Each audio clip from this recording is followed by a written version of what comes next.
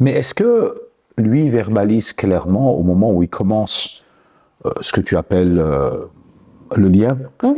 Est-ce qu'au moment où il commence le lien, il met en avant son incapacité, par exemple, de prendre en compte les besoins de l'autre? Est-ce qu'il met en avant ce qu'il veut comme relation? Non.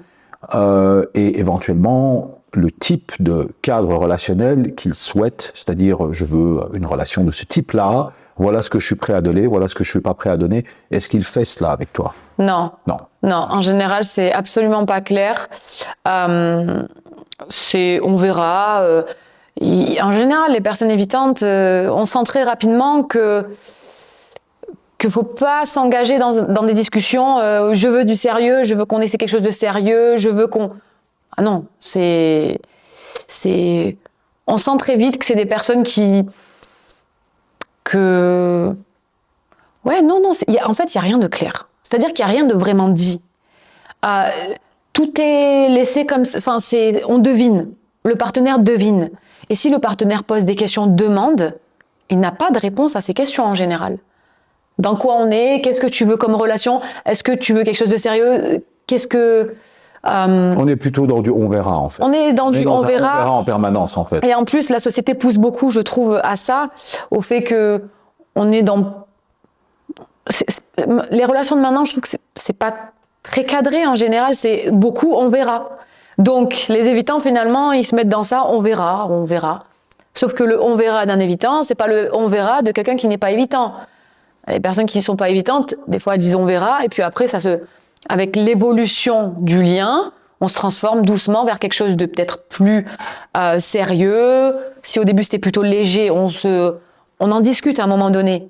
Peut-être qu'au début on reste sur on verra parce que je ne sais pas qui tu es, tu ne sais pas qui je suis, je ne sais pas si on va matcher tous les deux ensemble, si on est compatibles, mais à un moment donné, il faut qu'il y ait une discussion. C'est-à-dire que si moi, à un moment donné, écoute, je vois que ça matche entre nous, je veux quelque chose de sérieux, je veux une relation bidirectionnelle, quelque chose vraiment d'équilibré, on est tous les deux. Eh bien, l'évitant ne va pas répondre à ça et il va fuir en général. Hein, il veut pas de ce genre de discussion. Il n'arrive pas avec les discussions trop confrontantes finalement. Mais est-ce que tu as senti, quand tu abordais ce genre de discussion avec lui, une quelconque forme de remise en question ou d'introspection par rapport à ce qu'il était en train de partager avec toi? C'est-à-dire que quand à un moment donné tu avançais des arguments, de deux choses l'une.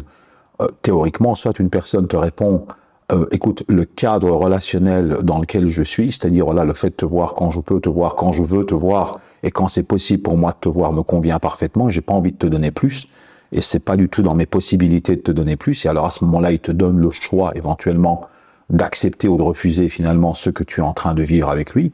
Mais on dirait qu'ici, la personne tentait quand même de préserver le lien avec toi, tout en ne voulant pas aller plus loin. C'est-à-dire qu'en fait, je veux préserver un lien avec toi, selon mes règles, mais en même temps, je sais que je te comble pas du tout. Oui, en fait, si tu veux, déjà, faut savoir que tout le long, le partenaire reste dans un flou artistique, je dirais. Il sait pas dans quoi il est. Mais il se dit peut-être que dans l'évolution, ça va, on va déboucher sur quelque chose de sérieux, ou même, peut-être que le partenaire aussi ne voulait pas quelque chose de sérieux, mais rien n'est vraiment dit. Et dans l'évolution, à un moment donné, peut-être que le partenaire, il finit par se dire, bon, maintenant, moi, je voudrais quelque chose de sérieux. Parce que, voilà, je vois que ça, quand même, j'aimerais quelque chose de sérieux. La personne, enfin, l'évitant, il va pas... Il y aura rien de clair, en fait. Après, des fois... mais est-ce qu'il comprend? Parce qu'on va croire que je les accable tout le temps, mais en fait, là, je parle de ce que moi, j'ai pu expérimenter, de ce que toutes les personnes que j'ai pu... qui ont été en partenariat, en lien avec un évitant. C'est intéressant le mot partenariat. Oui, je pense qu'il est bien. Ouais, il m'est venu, mais je pense qu'il est très adapté. Ouais. Oui. Donc toutes les personnes avec qui ont été avec des évitants, en fait, si tu veux, il n'y a rien de clair. Il n'y a pas de base, rien n'est posé. Mais attends, c'est très intéressant ce que tu dis, Naï, parce que moi, dans les témoignages que j'ai écouté pas mal de témoignages et d'évitants, d'ex-évitants qui ont fait un travail sur eux et de gens qui ont été en relation avec eux. Donc j'ai quand même un tout petit peu écouté. Bon, les gens qui ont été en relation avec eux m'intéressaient moins parce que, pour une raison très simple, parce que les témoignages se ressemblaient tous relativement. Ah oui. Et donc comme les témoignages se ressemblaient tous, finalement, bon, t'en écoutes 10, je crois que t'as écouté plus ou moins. Par contre, ce qui m'a intéressé, c'était le témoignage des évitants eux-mêmes. Là, par contre, j'en ai beaucoup appris. Et surtout les évitants qui osent vraiment te divulguer, te dévoiler ce qui se passe à l'intérieur de leur tête. Ça, c'est les témoignages les plus intéressants. Donc les évitants qui n'ont pas peur de te dire qu'est-ce qu'ils ressentent, qu'est-ce qu'ils veulent, c'est quoi pour eux une relation saine, c'est quoi pour eux une relation sérieuse. Et là, par contre, c'est très intéressant parce que j'ai vraiment découvert, surtout dans le monde anglophone, des perles. C'est-à-dire... je me suis véritablement rendu compte que même le vocabulaire qu'ils utilisaient n'était pas du tout, par exemple, le même que le tien. Tu vois, quand je t'entends parler, tu as l'air de me parler de relations sérieuses comme si le concept de relation sérieuse était le même pour tout le monde. Or, pour eux, c'est pas le même. Tout à fait. Par exemple, pour eux, relation sérieuse ne veut pas dire la même chose. Tout à fait. Et donc, quand à un moment donné, tu me dis relation sérieuse, dans quelle mesure l'évitant lui-même ne se sent pas, en tout cas dans ce que tu vivais, dans une relation sérieuse, puisque pour lui, ok, il a beaucoup de travail, donc il doit gérer son travail, il a beaucoup d'activités, il doit gérer ses activités, et à ce que je sache, il n'était pas dans une relation sex-friend, donc il était quand même qu'avec toi au moment où il était avec toi. Donc il n'était pas avec d'autres partenaires qu'avec toi. Donc pour lui, peut-être, et en tout cas c'est ce qui ressort du concept de relation sérieuse, chez l'évitant, la relation sérieuse pour un évitant est une relation exclusive, mais qui n'est pas nécessairement accompagnée de devoirs ou de responsabilités ou de prise en considération des besoins de l'autre. C'est exactement ça. C'est-à-dire que pour nous, une relation sérieuse, c'est qu'on répond aux besoins mutuels de l'autre, chacun a des responsabilités, c'est équilibré.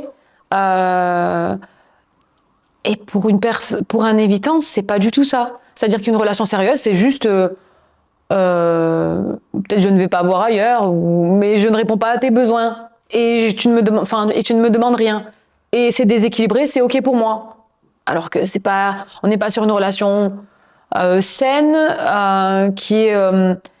où les deux sont épanouis. Une relation saine, sérieuse, les deux doivent être quand même épanouis.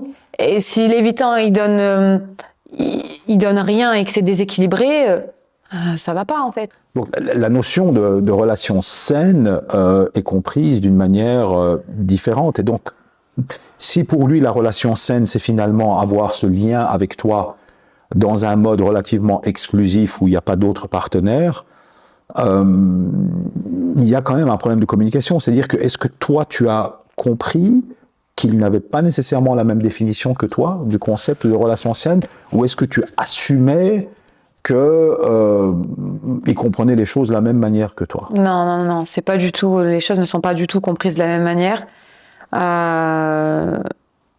Pour moi, vraiment, l'évitant a sa propre langue, son propre langage, que j'ai appris moi à décoder au fil du temps, comme si j'avais appris une langue étrangère, le chinois, le japonais, le russe. J'ai l'impression d'avoir appris une langue, l'évitant. Donc, quand certains termes étaient employés, je comprenais que c'était pas les mêmes que moi, pour plein de termes. Il y a beaucoup de vidéos en anglais qui te mettent en exergue comment craquer le code, ou en tout cas déchiffrer le code de l'évitant. C'est-à-dire que je crois que eux-mêmes, dans une certaine mesure, ont compris qu'ils avaient une manière d'utiliser, si tu veux, le vocabulaire qui était propre à leur style d'attachement et qui finalement avait l'air d'être un peu décalé par rapport non seulement aux autres styles d'attachement, mais par rapport à la norme. C'est-à-dire que quand, par exemple, on parle de relations saines ou quand on parle de relations bidirectionnelles, ils n'ont pas du tout la même compréhension. D'ailleurs, c'est très intéressant parce que il y a une femme qui est très connue, je crois qu'elle est au Canada, c'est Thaïs Gibson, que tu connais, qui fait beaucoup d'interviews avec des évitants qui ont fait un travail sur eux pour devenir sécures.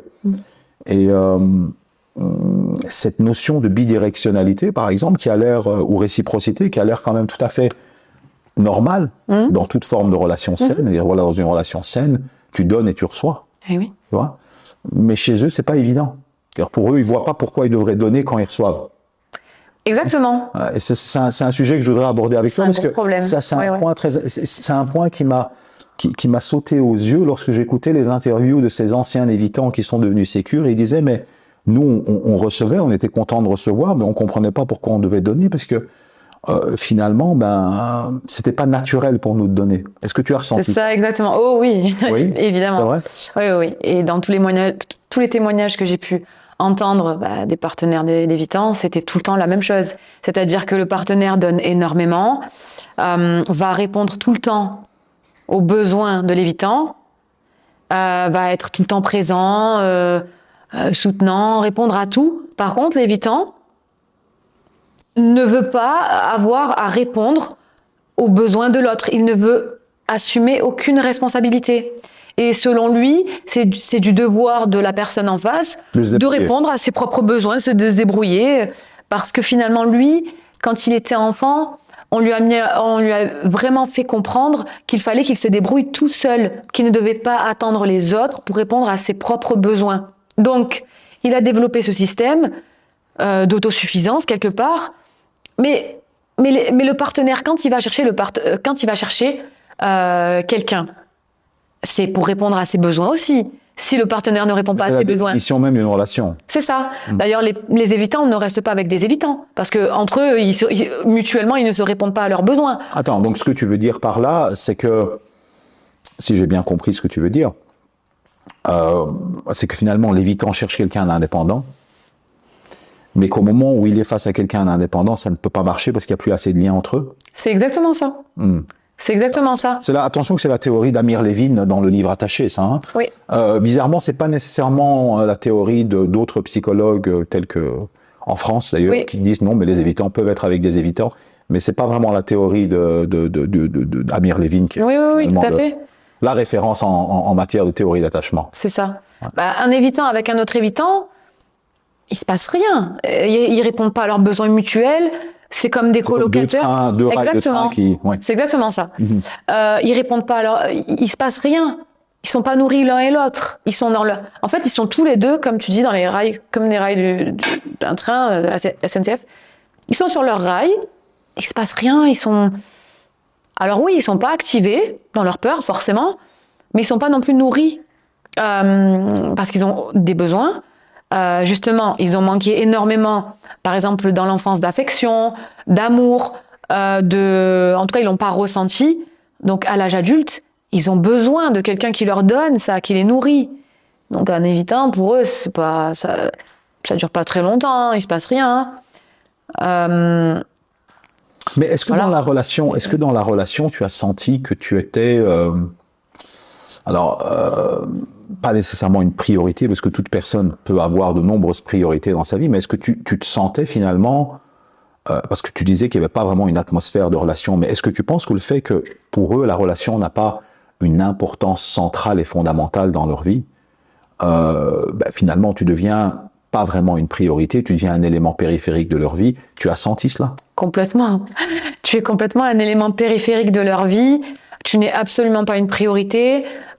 Tu es clairement la dernière roue du carrosse. C'est-à-dire que tout passe avant toi.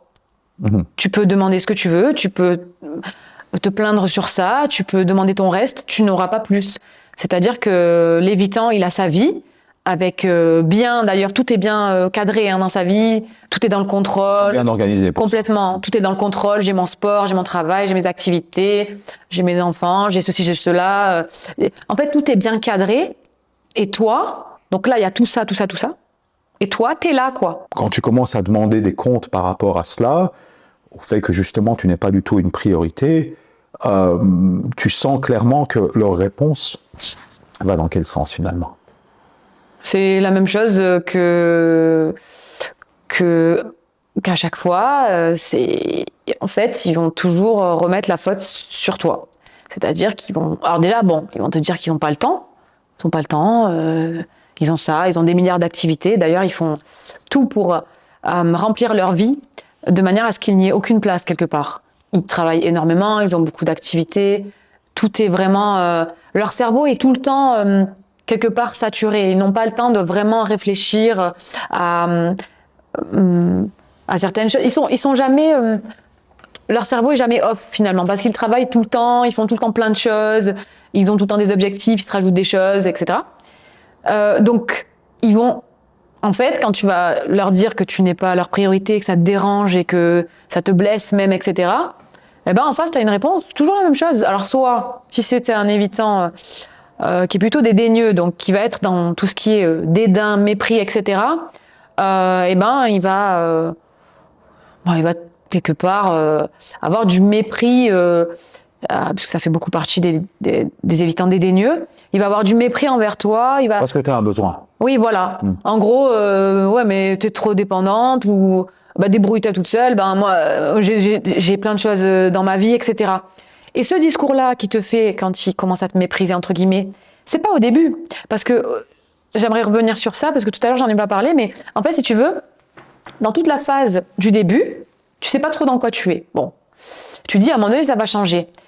Quand tu commences à râler, quand tu commences à protester, quand tu demandes des choses, quand tu dis que tes besoins ne sont pas, qu'il ne répond pas à tes besoins, en général, au début, il va s'excuser, il va un petit peu aller dans ton sens, il va pas être comme après. C'est-à-dire que là, il n'est pas trop activé dans ses peurs.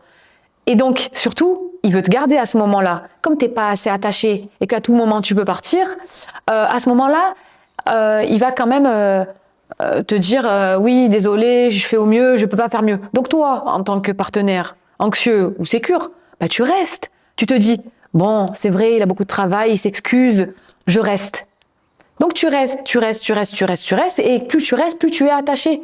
Parce qu'avec le renforcement, dont on n'a pas parlé, mais le renforcement intermittent qu'ils font, c'est les spécialistes du renforcement intermittent, un coup je te donne, un coup je te donne pas, c'est les miettes finalement, et ben toi ça t'attache encore plus, tu es complètement accro à ce qu'on te donne plus, tu demandes plus, je veux qu'on me redonne ce que tu m'as donné au début, et en fait c'est ce manège qui fait que tu es tellement attaché et accroché que, surtout quand tu es anxieux, que tu n'arrives pas à partir. Même si après, on ne te donne que des miettes, tu n'arrives plus à partir. Et là, il a compris que tu étais totalement attaché, et il sait que tu ne pars plus, puisqu'à chaque fois que tu lui dis « j'en ai marre, je vais partir », tu n'arrives pas à partir. Il s'est bien rendu compte qu'il peut faire ce qu'il veut, te dire « écoute, moi j'ai des priorités dans ma vie, je fais plein de choses, j'ai pas le temps, écoute, je peux pas répondre à tes besoins. Oui, mais on est dans quel type de relation ?» moi, je suis pas capable de te donner plus. Mais même quand il te dit ça à ce moment-là, c'est trop tard. Tu es trop attaché. Tu n'arrives pas à lâcher. Donc, mais là, contrairement aux narcissiques, eux, ils font pas ça pour prendre le contrôle de ta personne. Ils font cela essentiellement pour prendre le contrôle de la distance dans la relation. C'est ça. Et je dirais globalement du cadre qui est en fait, comme tu l'as dit, un lien. Leur objectif, c'est pas de te faire mal. C'est ça. En fait, c'est assez similaire dans les actions qu'un narcissique, mais les ambitions ne sont pas les mêmes, les intentions ne sont pas les mêmes. L'évitant, il fait ça pour se protéger, pour contrôler le lien, pour te garder à distance, pour ne pas être activé dans ses peurs. Donc, il te garde à distance, il t'éloigne, il trouve des défauts, il te priorise pas, parce qu'il ne veut pas être impliqué émotionnellement. Il ne veut pas être impliqué, il ne veut pas être vulnérable, il ne veut pas être faible. Le narcissique, à la différence, c'est qu'il fait exprès pour se nourrir de l'autre, pour le vider de sa substance, et voilà, quoi. Il le vampirise, quoi. C'est ça. Maintenant, toi, avec l'expérience que tu as avec les évitants, tous les témoignages que tu as écoutés, toute ta communauté, qui est quand même relativement nombreuse, qu'est-ce que tu donnerais comme conseil aux gens qui veulent entrer en relation avec eux? Entrer en relation dans quel sens? Bravo pour la réponse. Bravo. Non, je te disais, voilà, si une personne cherche une relation qui est basée sur la réciprocité, sur l'entraide mutuelle, le fait de se projeter dans un avenir, le fait de se soutenir mutuellement, et le fait de tenter, dans la mesure du possible, de répondre aux besoins mutuels de tout un chacun dans la relation, qu'est-ce que tu dirais à cette personne? Je lui dirais de partir en courant, de ne jamais tenter quoi que ce soit avec une personne évitante, malheureusement, tant qu'elle ne sera pas guérie, tant qu'elle n'aura pas fait un travail de fond sur elle-même, l'évitant porte bien son nom, il faut l'éviter. Honnêtement, ma réponse est claire, nette, précise, il n'y a aucune ambiguïté sur ma réponse. Et cette réponse, elle n'est pas que de moi, hein. C'est toutes les personnes qui sont restées 1 milliard d'années avec des évitants, qui ont tout essayé. Moi, j'ai tout essayé. Les personnes autour de moi, et Dieu sait que j'en connais, qui ont été avec des évitants, parce que comme tu as dit, j'ai une communauté, mais avant d'avoir ma chaîne, j'étais sur des groupes où il y avait des personnes évitantes, j'ai parlé à des évitants, j'ai parlé à des partenaires. Donc franchement, le sujet, je le connais en long, en large et en travers. Et toutes les personnes qui ont été en relation, elles n'étaient pas satisfaites, ce n'était pas équilibré, elles n'étaient pas épanouies malheureusement. Et ça n'allait jamais dans le bon sens. Ça va toujours dans le sens de l'évitant, jamais dans le sens du partenaire. Jamais dans le sens du partenaire. Et on peut tester toutes les techniques, on peut regarder toutes les vidéos de tous les coachs de la planète entière. Il n'y a aucune technique qui fonctionne pour être plus épanoui avec un évitant. Si ce n'est l'évitant lui-même qui se prend en charge, qui va se faire aider et qui se sécurise et qui devient moins évitant. Après, il y a des degrés d'évitement aussi. Si on prend un évitant sévère, clairement, il faut s'enfuir, il ne faut même pas essayer de s'approcher. Un évitant un peu plus léger, ce sera un peu moins présent finalement. Ces comportements qui font beaucoup de mal aux partenaires seront moins présents, mais ce sera quand même déséquilibré. Donc moi, je dirais, il faut éviter les évitants, honnêtement, tant que faire se peut, se préserver, se prioriser et arrêter d'espérer qu'un changement... On ne peut rien faire en fait en tant que partenaire d'évitant. Et pour une relation plus légère? Pour une relation plus légère, c'est ce qui leur conviendrait déjà plus qu'une relation plus posée. Une relation de sex friend, pas d'attachement, pas vraiment aucun devoir. Il y a quand même un minimum de devoir quand même dans une relation de légère, il y a quand même un minimum. Donc si l'évitant, à chaque fois il part en courant et que c'est toujours lui qui donne les rendez-vous et pas la personne en face, elle se sent quand même lésée, même sur une relation très légère. Mais ça va déjà plus en accord avec leur système en fait. En fait, si tu veux, l'évitant rêve d'avoir une relation posée, équilibré avec quelqu'un, bidirectionnel, on est ensemble, quelque chose de très sérieux, tu ne vas pas avoir ailleurs, je ne vais pas avoir ailleurs, mais ils ne peuvent pas avoir ça. Leur système les empêche totalement d'avoir ça. Ils sont dans une contradiction totale entre ce qu'ils désirent et ce qu'ils peuvent. Oui, ils ne peuvent pas avoir une relation comme ça. La seule relation qu'ils pourraient avoir, enfin le lien, c'est quelque chose de très léger, où chacun va voir qui il veut.